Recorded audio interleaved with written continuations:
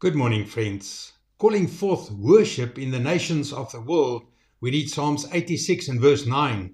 All nations whom you have made shall come and worship before you, O Lord, and shall glorify your name. Please pray with me. Lord, we thank you that every nation belongs to you, from Africa to Asia, Europe and the islands of the sea.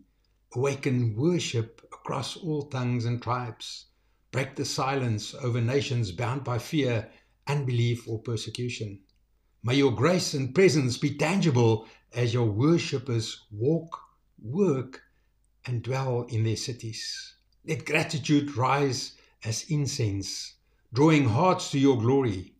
May your word spread, your praise increase, and your presence saturate every culture. We decree the nations will worship you. Let revival spread beyond borders, igniting passion for Jesus everywhere. Let your glory cover the earth as the waters cover the sea. Amen.